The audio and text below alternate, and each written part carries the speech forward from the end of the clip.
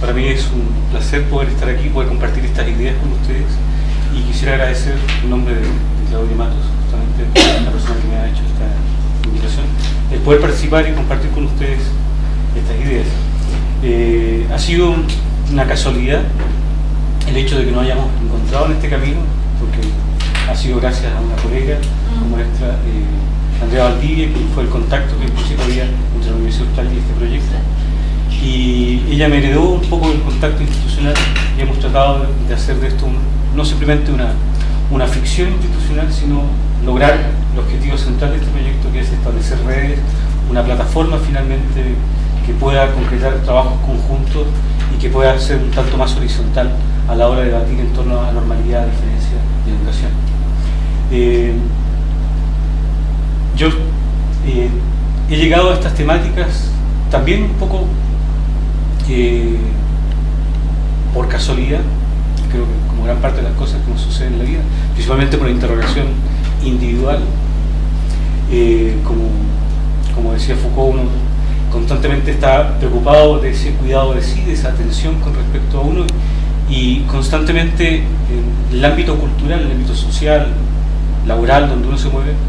siempre hay cosas que están topando, que están produciéndonos ciertas incomodidades en el modo como se resuelven, y eso lleva a que uno también se vaya cuestionando con respecto a cómo se articulan las estructuras en las cuales vivimos.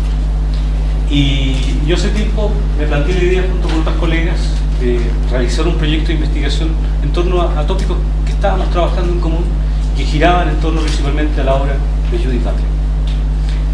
Yo me confieso ante ustedes, yo no soy un especialista en Judith Butler, yo me he formado en la tradición de la filosofía alemana contemporánea. Mi experticia va más bien por el lado de la hermenéutica, concretamente de fenomenología y hermenéutica. Hans-Georg Gadamer quizás es el autor que yo más he trabajado en mi vida y al que he dedicado gran parte de mi energía vital. Sin embargo, esta preocupación orientada por el cuidado de sí me ha llevado a leer y a rever de manera un tanto más crítica el trabajo de Judith Butler. Y por eso formulé este proyecto interno, un proyecto financiado por la universidad,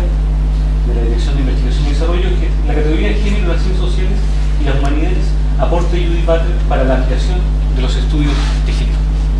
Y fue un primer espacio para comenzar a discutir, a hacer un seminario más o menos como este, un seminario interno entre estudiantes y colegas, y poder hacer y rehacer el camino que ha conllevado a la obra de Judith Butler a hacer una propuesta que abre espacios dentro de lo que ha sido la tradición de los estudios de géneros contemporáneos, y también una discusión rica con respecto a los movimientos sociales que giran en torno a lo que son las así llamadas minorías sexuales, o aquellos que están hoy día en las calles principalmente luchando y buscando un espacio para poder, ¿cierto?, tener también una expresión social. Y desde esa perspectiva es donde yo voy a hablar ahora, y lo que voy a realizar en esta sesión lo he titulado Conformación y estrategias de subversión de identidades generalizadas, miradas desde Judith Butler. Cuando nosotros nos enfrentamos a la obra de Judith Butler, nos encontramos con un discurso teórico muy bien armado, muy bien articulado, que surge desde el contexto de la filosofía, que se enmarca más en una discusión filosófica muy amplia. Uno de los grandes introductores de la obra del plano de Judith Butler es un filósofo como Georg Wilhelm Friedrich Hegel, un filósofo idealista.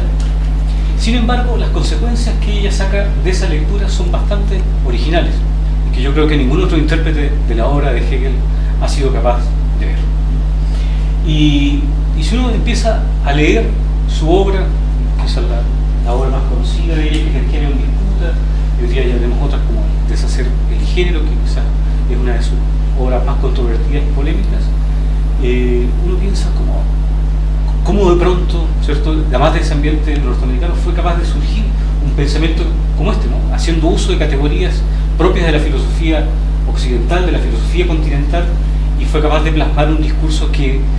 pusiera en entredicho incluso lo que había sido la discusión hasta ese momento en torno a las luchas, a los movimientos sociales, en torno al feminismo y sobre todo en torno a los estudios de género. Y esta mujer, que está radicada ahí en Berkeley, en California, nos da una mirada, ¿cierto?, genera aportaciones para el campo del feminismo, para la así llamada también teoría queer, también para la filosofía política y especialmente para la ética. Yo creo que el proyecto que ella desarrolla es principalmente un proyecto ético, un proyecto que trata de cuestionar un poco ese fundamento, ese ethos que inaugura la comunidad y el cómo ese modo de inaugurar la comunidad establece ciertas pautas, ciertos patrones que finalmente terminan restringiendo la libertad de los individuos y los termina coaccionando y no permitiendo su autorrealización y su propio desarrollo. Entonces, es un proyecto, creo que fundamentalmente de orden ético. En esta sesión me propongo analizar los factores que participan en la constitución de la identidad de género. Como es sabido, a partir de las últimas décadas se reconoce que la configuración de la identidad masculina o femenina, entre comillas, intervienen no solamente factores genéticos, sino también estrategias de poder, elementos simbólicos, psicológicos, sociales, culturales, etc. ¿Sí?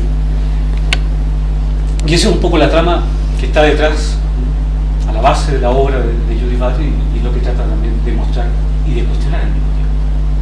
Ahora, si uno comienza a penetrar en su obra, se va a dar cuenta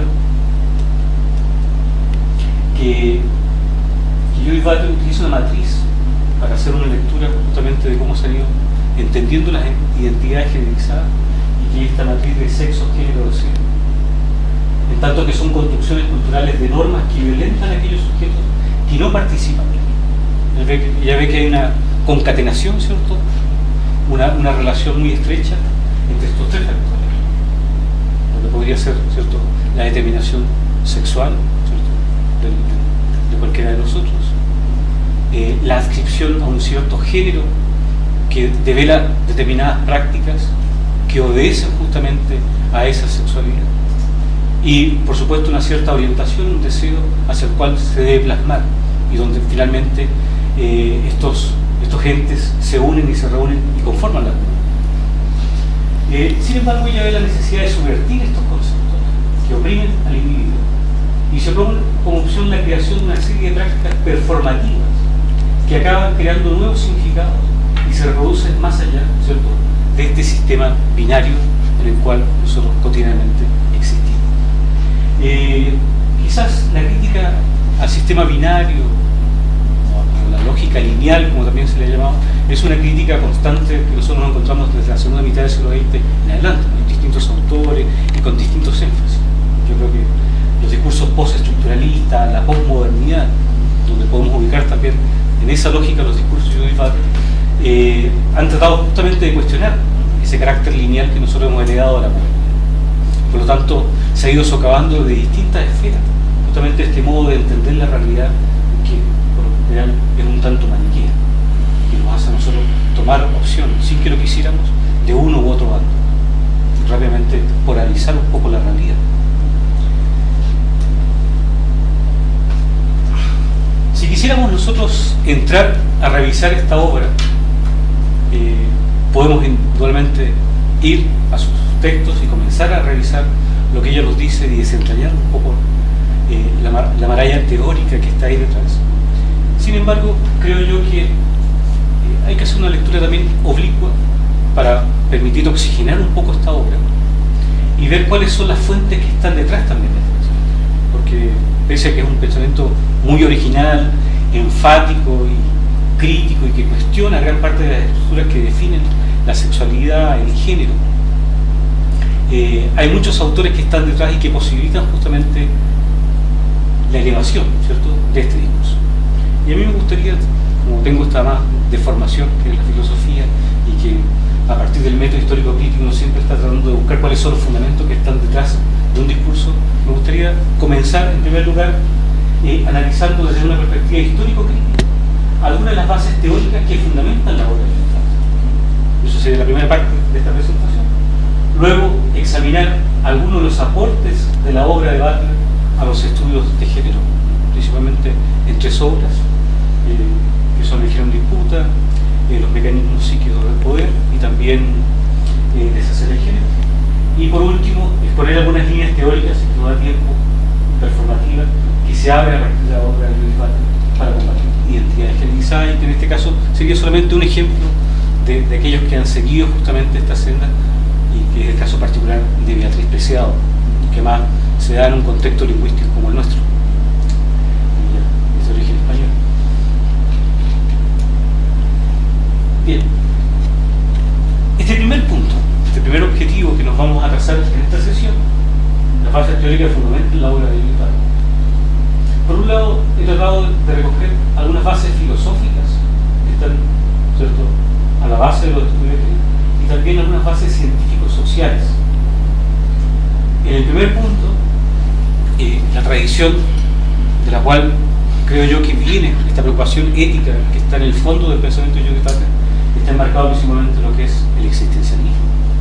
Y como ejemplaridad voy a tomar aquí principalmente la obra de Simone de Beauvoir, un trabajo del año 1947, que es Para una moral de la ambigüedad. Casi todos los que hemos alguna vez comenzado a leer textos que tienen que ver con los estudios de género, nos hemos ido inmediatamente al segundo sexo y hemos buscado justamente cómo ella va a tratar de justificar esta idea del género como una construcción cultural. Sin embargo, este texto, que es 2 años anterior y un texto mucho más breve, nos permite tener una aproximación más amplia, creo yo, a la pregunta que está detrás de la Constitución sobre el género. Y luego, dentro de lo que son las bases históricos científicos sociales, pongo algunas ejemplaridades como son Lévi-Strauss, la estructura del parentesco, y Ravel, el tráfico de mujer, Michel Foucault, dispositivo de la sexualidad, y Teresa de la Beatriz, tecnologías del género. Como ustedes ven, es para el primer punto un marco bastante amplio, así que yo trataré de ser bien económico en el tiempo para poder después avanzar a los siguientes 2 que nos corresponden. Dicho esto, Andrés, y la pregunta creo que nos mueve y nos unifica también dentro de esta discusión, pensando también un poco en el mismo proyecto Anillo y algo que ha salido en los debates de las sesiones de la semana pasada, en torno justamente a esta idea de sujeto, qué es lo que constituye finalmente a este sujeto, cómo están operando ciertas prácticas, ciertas relaciones de poder que finalmente constituyen una idea bastante normalizada de sujeto, por lo tanto reconocerlas para poder tratar de construir. Entonces esa pregunta es la que pongo aquí para comenzar a abrir un poco el diálogo. Yo les pido que ustedes, cuando quieran, por favor, intervengan y podamos ir quizá aclarando o ampliando algunas cosas que puedan ir señalándose a continuación. Bueno, sabemos que los discursos que se orientan a tratar de desarticular, a hacer crítica justamente de esta tradición binaria, esta tradición asentada principalmente por la modernidad, se radica en una crítica fundamental al concepto de esencia, y que es el concepto que está a la base de la conformación finalmente de la identidad. El hecho de que exista algo así como una esencia, una naturaleza que nos constituye a nosotros y que en el fondo o bien la tenemos que descubrir a lo largo de nuestra vida, descargarla, o bien, ¿cierto?, incluso autoafirmarla, llegar a alcanzar una segunda naturaleza que sería el espacio ético donde nosotros vivimos al interior de una comunidad. El discurso de la esencia, nosotros en la tradición occidental la encontramos ya desde la antigüedad. Hay autores tan clásicos como Platón y Aristóteles que definen justamente este modo de entender a la esencia como algo inmutable, como algo permanente, que es un referente finalmente modélico de cada uno de nosotros. Eso tiene el sentido principalmente de la esencia en el caso de la idea en Platón, y en el caso de Aristóteles es más radical, porque incluso sentir que existe algo así como una sustancia primera, algo que antecede un motor inmóvil que él llama también en otro momento, que antecede cualquier tipo de construcción y que es perenne, ¿cierto?, en el tiempo, pese a todos los accidentes que le puedan acontecer. De esta idea, que es como la esencia, se convierte en una suerte de fundamento, en algo que nos constituye a nosotros y que estamos llamados a tratar de escarbar, de liderar y de encontrar